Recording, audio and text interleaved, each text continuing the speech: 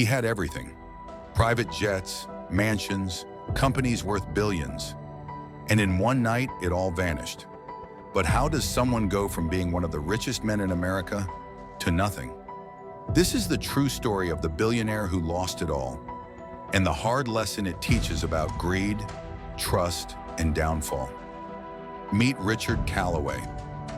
Born in 1973 in Cleveland, Ohio, to a middle-class family, he wasn't born with money, but he had vision and fire.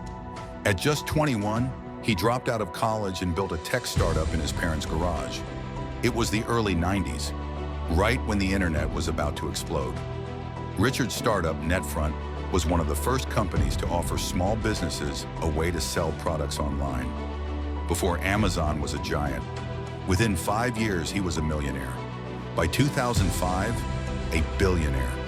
By then, Richard had it all: multiple companies, luxury real estate, stock portfolios, and a lifestyle most people only dream of.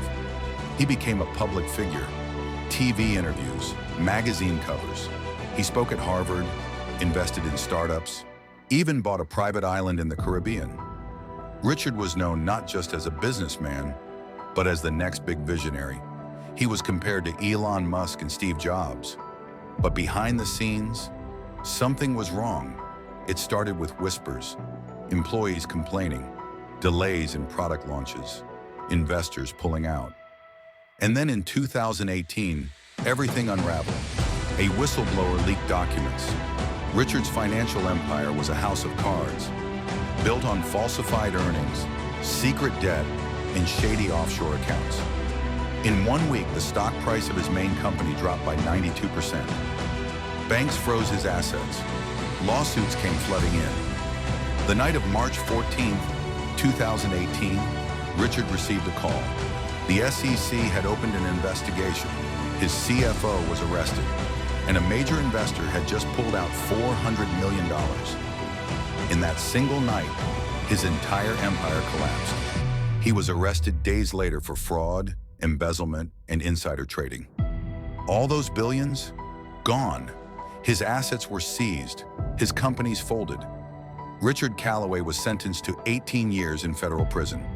Once a billionaire, now inmate number 44,291. His private island was sold, his cars auctioned, his name erased from the tech world he once helped shape. He gave one interview in prison saying, "I built my life chasing the future and forgot what was real." This wasn't just about greed. It was about blind ambition, about the cost of hiding behind success while everything underneath is falling apart. Richard's story is a reminder to all of us. No matter how high you rise, if it's built on lies, it will collapse. Today, his name is barely mentioned, but his fall is a cautionary tale, one that America watched unfold in real time. Would you survive if your world collapsed overnight?